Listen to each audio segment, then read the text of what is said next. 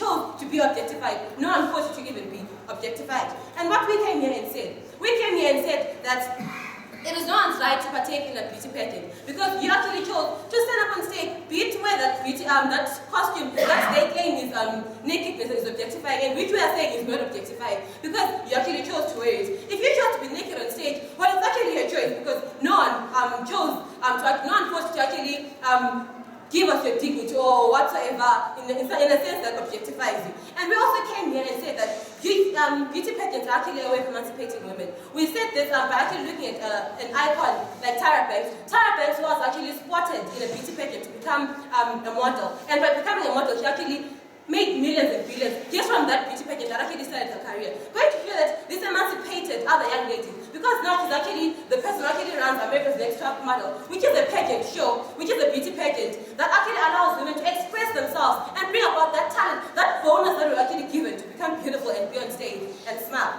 And then the other thing that we came here to talk about was that discrimination is in society. And if it's already happening in the streets, if women are actually going to be already being judged in society, then it shouldn't be objectified on stage, now that it's actually done on stage.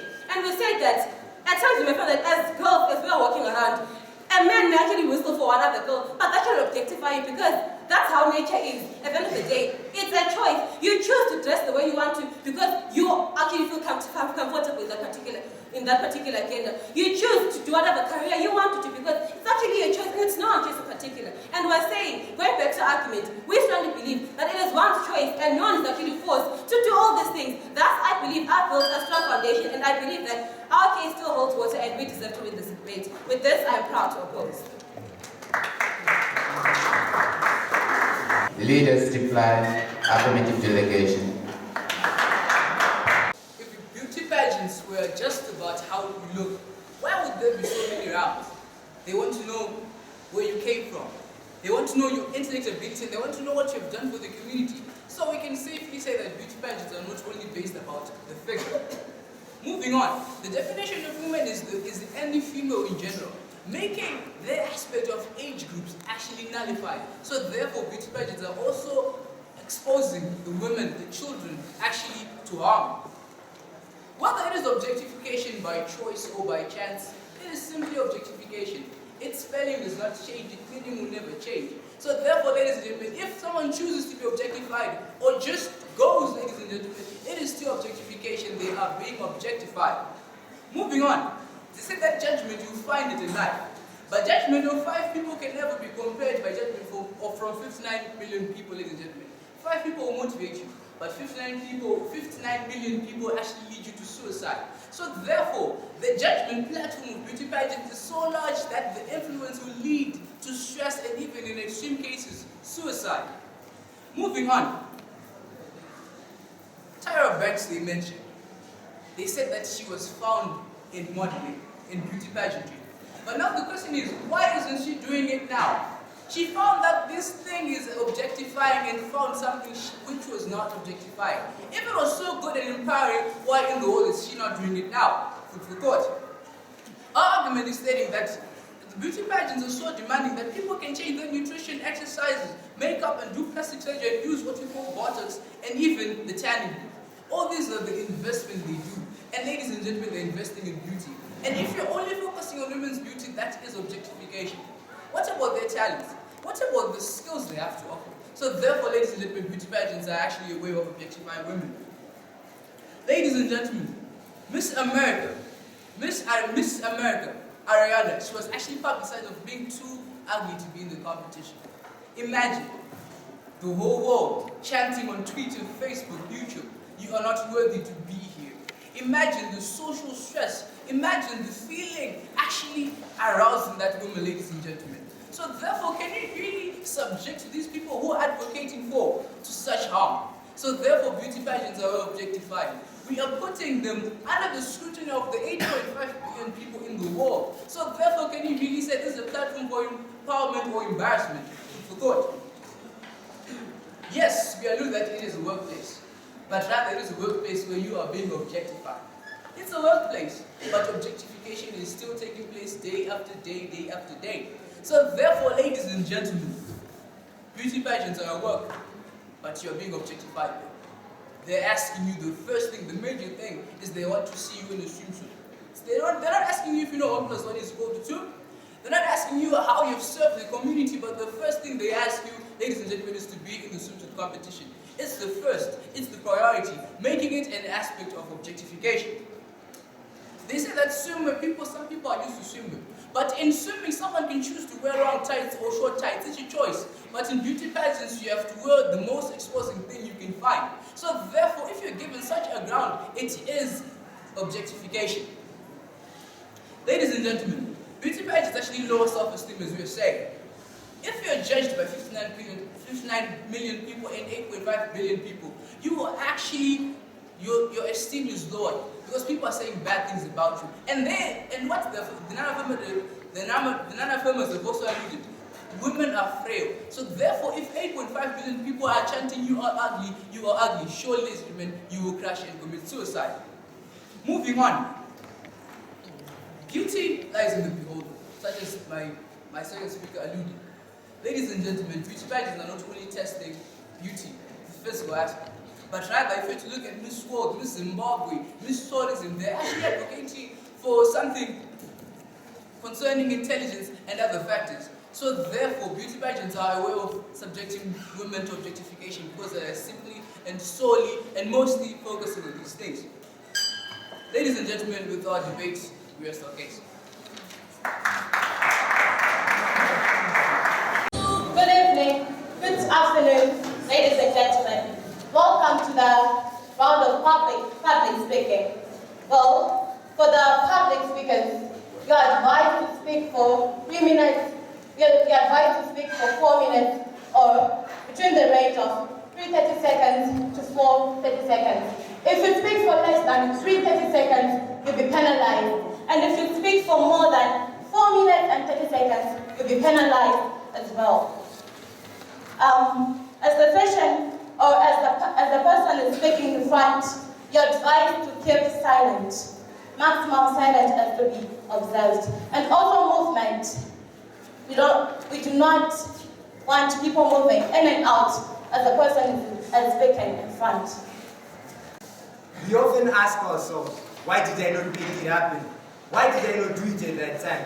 We often say, only if I known better, I could be someone, or better yet, married Mona Lisa.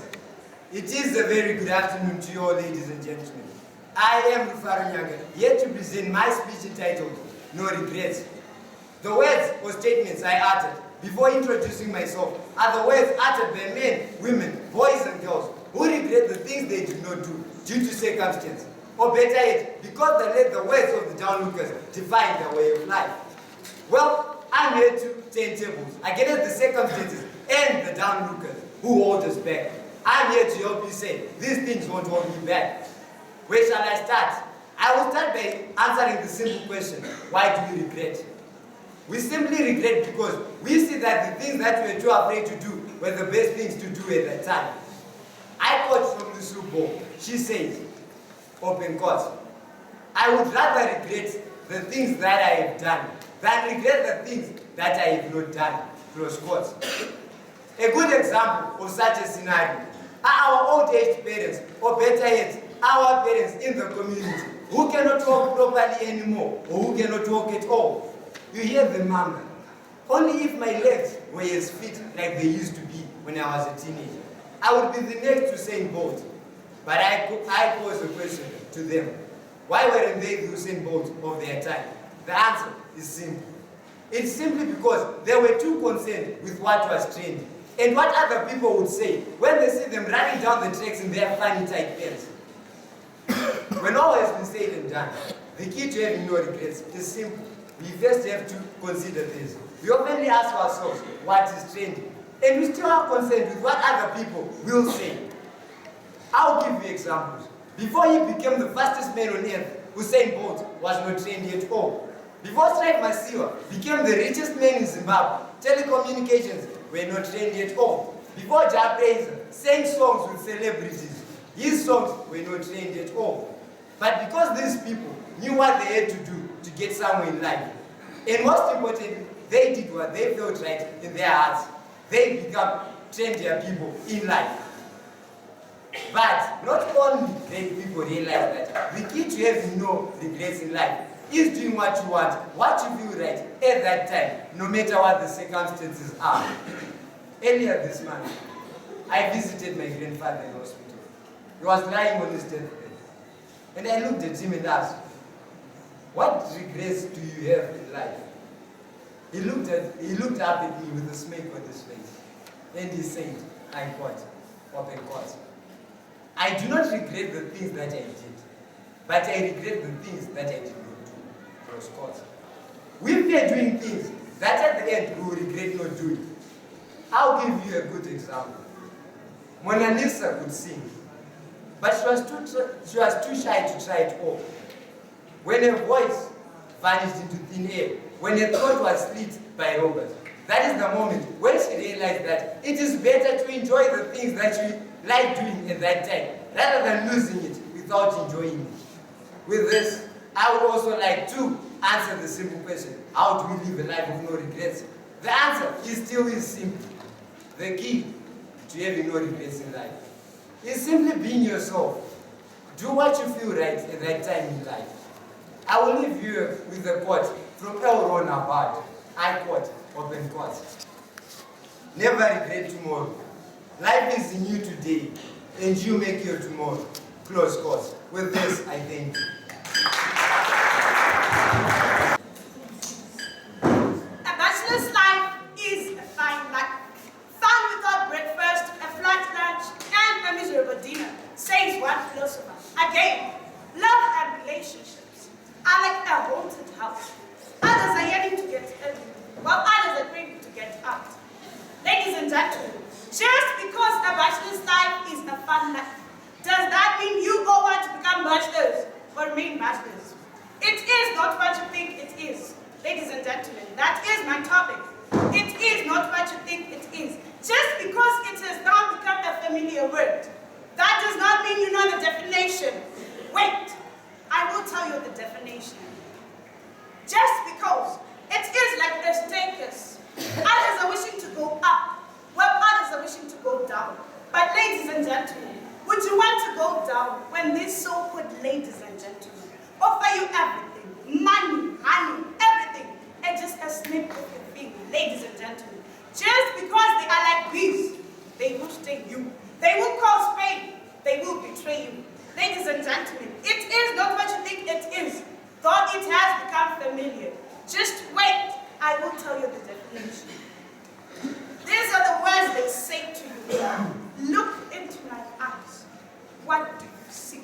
Can you not see how much I love you? I cannot sleep because of you. I cannot think because of you. I cannot speak because of you. All I dream is you, my lady. I love you. Ladies and gentlemen, these are all lies. Or rather, I would say punchlines. Allow me to quote for the youth. Quality lies. Ladies and gentlemen, just because these words have now become so monotonous, that does not mean you know the definition. Just wait. I will tell you the definition, but it is not what you think it is. Just because he is a boy, you should have all the joy. And I am like a toy, because I am a girl.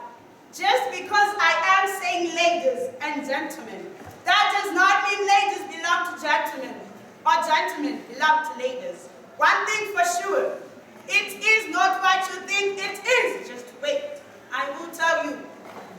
Ladies are like phones, like cell phones. You need to have them and have to talk to them. But one thing for sure, if you press the wrong button, you will get disconnected.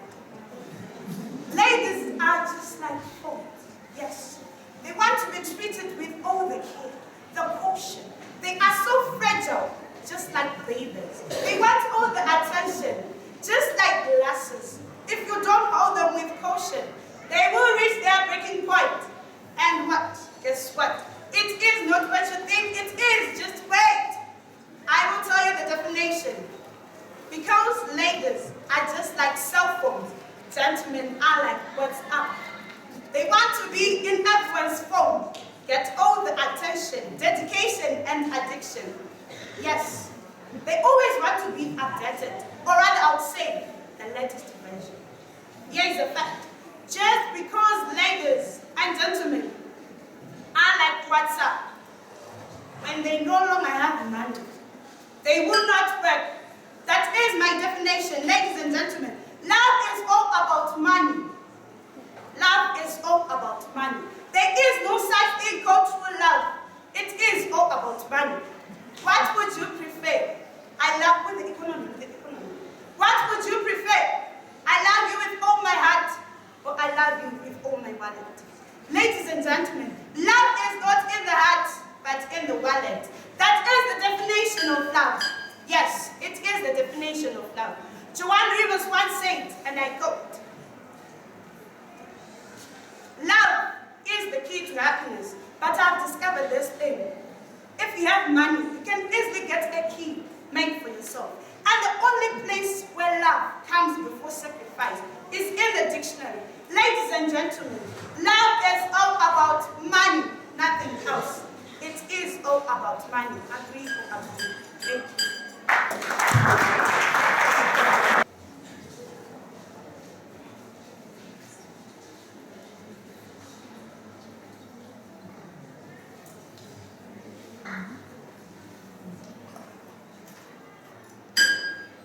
30 years ago, a young man of the same age as we are all today sat under a tree with his guitar with the passion that one day he will be in front of more than 1,000 people. Today we applause Oliver Tukuti. Salutations of the day to all of you, ladies and gentlemen. The name is Kelvin Chiku, here to deliver a speech entitled The Power of Music. Music is the beat that drives an individual to higher results, even in such situations where everything seems to be out of hand with reality, and the world seems to be a merry-go-round that leaves you desperate. Music is the breeze that blows soothly above blooming violets.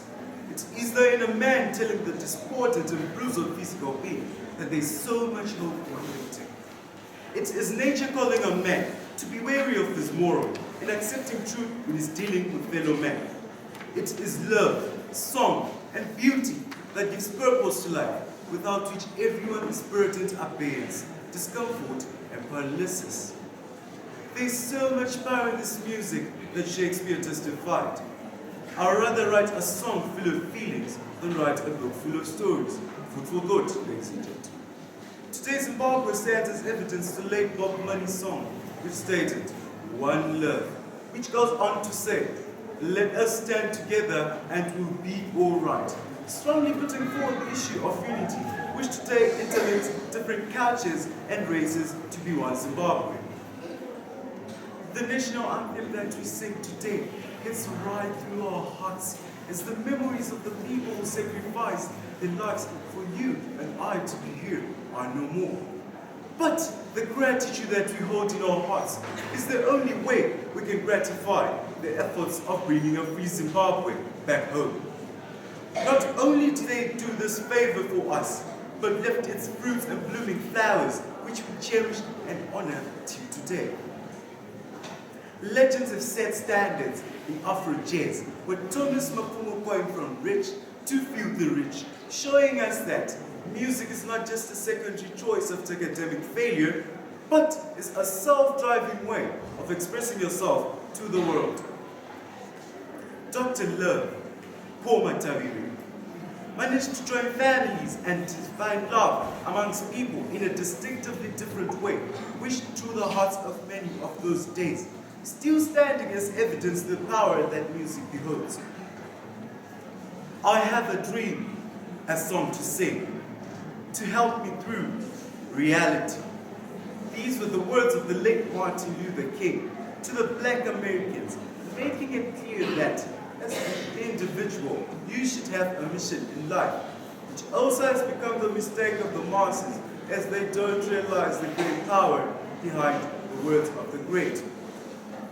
Waiting for the next day of suffering till death falls upon their souls.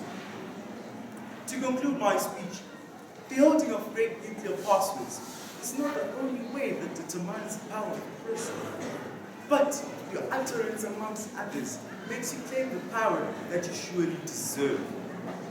Ending my speech with the words of Dave Bush, who states, My voice is my weapon, with logic taking me to the limits of my imagination. I thank you. Compliments of the day to you all. My speech shall be titled, A Desired Hard Target. Utters the gang of self-inspired miners to be great and well-recognized figures in the universe. A well-perceived target will lead to greatness and firmness and recognition worldwide. But it must be noted that there is nothing more difficult, more perilous to conduct, more uncertain in success than to reach a desired destination. It is highly the miscarriage of justice to live without a target to be reached. The world, the prevailing situation this day requires one to have his or her desired target that will sustain his life basics. Life is worthless if there is no a target to be reached. That life will be can be only compared to creatures which only lives to eat and die and will leave no trace. However, a perceived destination will lead and influence one to lead an exemplary life and a recognition of life. A desired hard target will pass through a certain stage called a process-making stage, where it will be full of challenges and difficulties. But the one thing that I know under the sun is that only difficulties are a stamp of approval for one to move from a certain stage to go to a certain stage.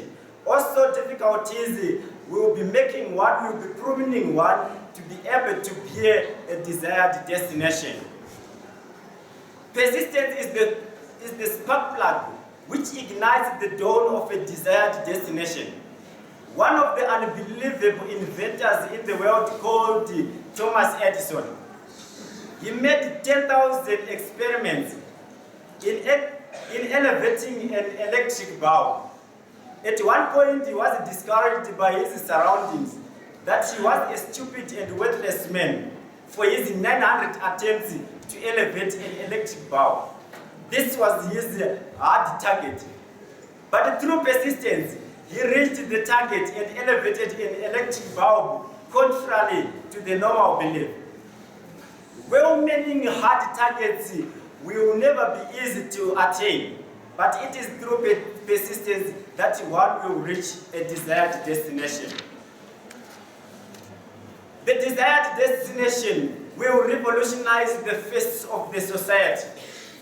One of the recognized leaders in the world called Barack Obama, he wanted to be the USA president. What was difficult for him is that his 43 predecessors were white, but he is black. And his sisters told him that even if you want to be the president of America by policy, but Americans will never accept you because you are black. But he encouraged himself. He was regarded as the abnormal man, but he told himself that he is more than normal and perceived and pursued his target and became the president of America. How backward were the means of communication in the 1600s and 1800s, but it is through the recognition of Graham Bell, who initiated more advanced ways of communication through a cell phone. Now people are now enjoying the use of smartphones, but it is the recognition of Graham Bell who initiated it in 1876. So hard targets will lead to recognition worldwide. Hard targets will lead to greatness, and they are golden. However, beautiful targets, they are jolly, but will lead to devastation and actually in the verge of devastation. In conclusion, I may say that hard targets will lead to greatness and firmness. That's the end of the road to America.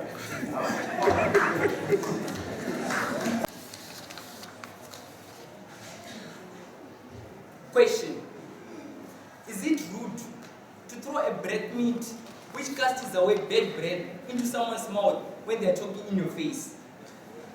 Simple. It all depends on how you treat such an action. So it does not matter if someone gives you good advice. It all depends on how you treat the advice. It's like when your parents tell you, you've got to stop watching so much television and start to read more. And then you turn on the subtitles. So today, let's talk about zero. Yes, that placeholder. Now, loving someone who does not love you back is like waiting for a ship at an